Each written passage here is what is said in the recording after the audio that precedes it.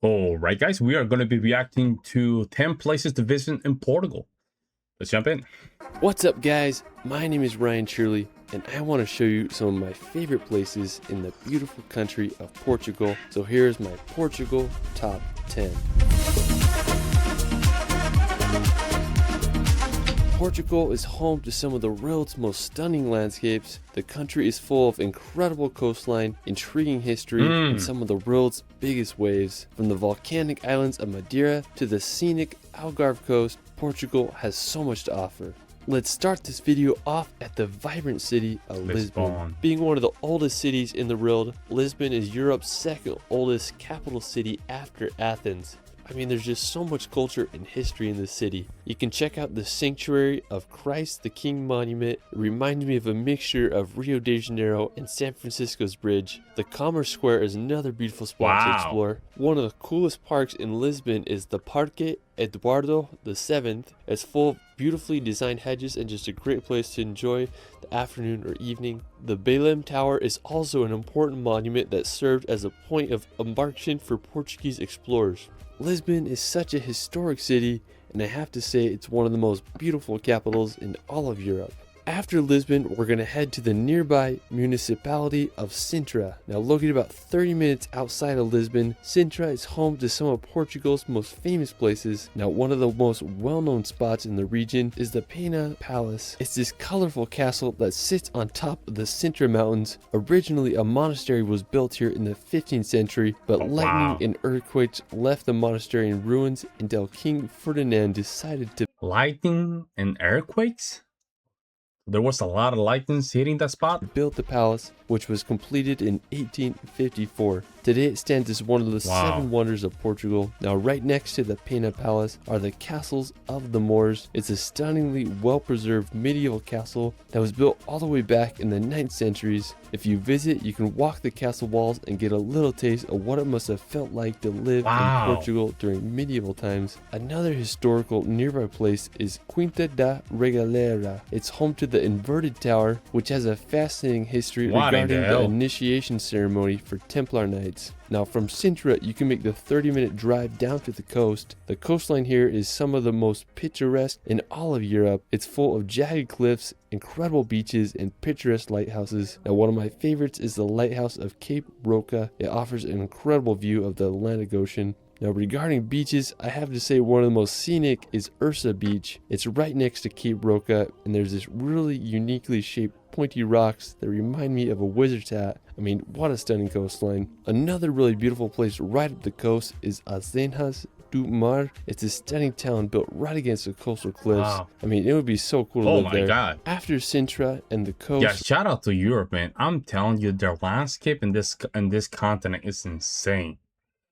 Beautiful rocks, all chipping one side. It's just gorgeous. We're going to head out to the Atlantic Ocean to visit the island of Madeira. Located off the northwestern coast of Africa, Madeira is a volcanic archipelago of 4 islands. Now, special thanks to my good friend Ellis Van Jason for providing his footage. He's one of the best FPV pilots in the world, and he made a mind-blowing video of Madeira. You'll feel like you're soaring over the island. I'll link it in the description below. Now, the island was claimed by Portugal in 1419. Madeira is known for its idle climate and stunning coastline. I have to say that one of my favorite parts of Madeira is its mountains. They are so jagged and have a stunningly colorful combination. Ellis shows off the ridges from a completely new perspective with his incredible piloting skills. I mean, just unbelievable. If you want to visit the mountains, you can go to Pico do Arriero. It's just a 30-minute drive from Funchal. You'll be able to hike around and get stunning 360 views of the whole island. While the weather on top can be quite unpredictable, you might get lucky and be right above the clouds. If you're not into mountains, the coastline offers just as much beauty. A lot of the beaches are dwarfed over by massive cliffs. I mean, it's just hard to believe that places like this actually exist. Madeira is just such a unique island, and I hope you all can visit one day. While we're still in the Atlantic Ocean, we're going to head over to the archipelago of the Azores. Located right in the middle of the Atlantic Ocean, the Azores are a group of 9 islands like none other. They remind me of a hybrid between New Zealand and Hawaii, with its rolling pastures and green scenery. The largest island on the Azores is São Miguel. One of the most stunning places on the island is Lago das Sete Cidades. Hope I said that right. It's a twin lake situated in the crater of a volcano. One lake is green while the other is blue. The nearby Santiago Lake is also an incredibly unique place. The highest point in the Azores and all of Portugal is the massive Mount Pico. The stratovolcano is over 7,713 feet high and last erupted in 1720. From the Tomar coastline to the crater lakes, the Azores just have so many places to see. Man, this is... The Azores, we're gonna head back. Yo, it's like a more tropical, I'll say Spain, right? It's almost at the same place. We're so gorgeous. Some of these areas, man, it's like... It's still some of the highest mountains are located there. You can tell. Hopefully there's some mountains with snow. I would love to see that. The mainland to visit the region of Algarve. Now the Algarve region is the southernmost part of Portugal. It's famous for its good weather, high standard of living, and incredible coastline. One of the most beautiful towns in Algarve is Lagos. It's this ancient maritime town with more than 2,000 years of history. Today it's one of the most visited cities in all of Portugal. What I love about Lagos is it's located right next to some of the best beaches. Hey, shout out to Portugal, keeping things clean, man. Coast is home to uniquely shaped sea cliffs filled with hidden beaches and sea caves. I would just love to swim to one of those hidden beaches and spend all day there. One intriguing place is Ponte da Piedade. It's full of countless grottos and sea arches to explore. And this summer, I just want to explore the Algarve coast so bad, and there's just so many hidden gems to find. After Algarve, we're going to visit the medieval town of Obidos. Located about an hour's drive from Lisbon in central Portugal, Obidos is a romantic medieval town protected by an impressive stone wall. Around the year 713, the Moors established a fortification here, and in 1148, the King of Portugal reclaimed the land after successful storming of the Moorish castle. In the 13th century, the king gifted Obidos to his queen, and for the following centuries, the village received special treatment from the queens of Portugal, who remodeled and enriched the village throughout the Middle Ages.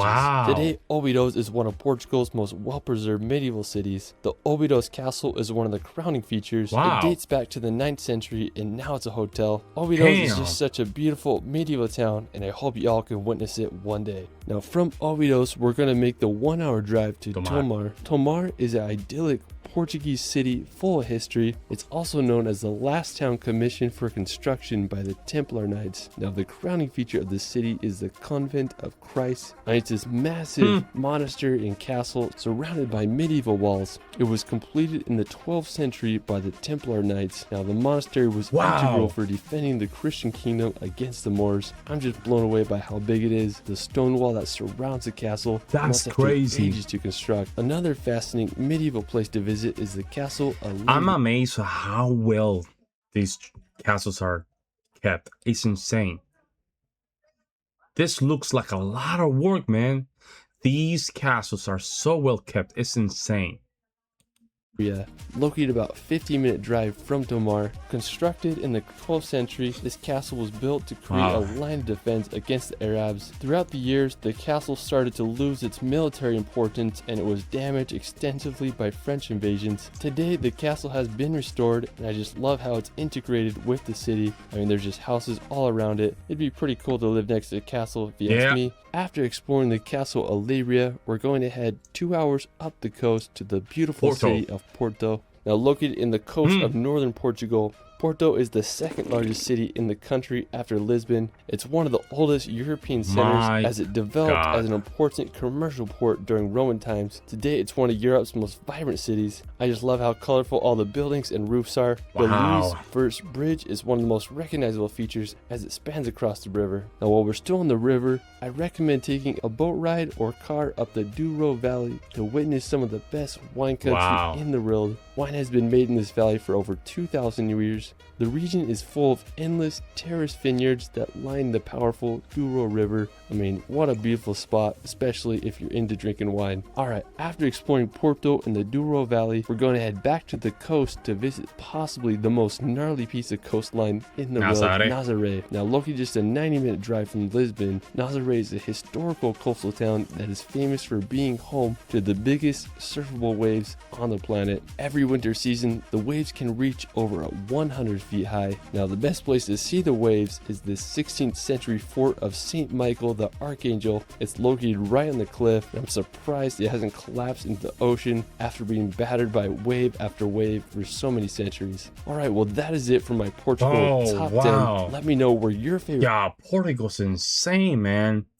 I think he has a couple more videos about Portugal. I think he did a second one where he shows more, but I wanted to just get a little glimpse of this. Well, Portugal's gorgeous. I mean, talk about a medieval time. They're stuck over there. Did I say that as a compliment? Wow. Beautiful towns. I mean, the way they kept their castle so clean is insane. Oh, wow. Let me know what you guys think. I would love to hear you guys' opinion. If I don't know if I have some Portugal fans here. I guess so. There's a lot of Cristiano Ronaldo fans here. Well, let me know what you guys think, guys. I will see you in the next one.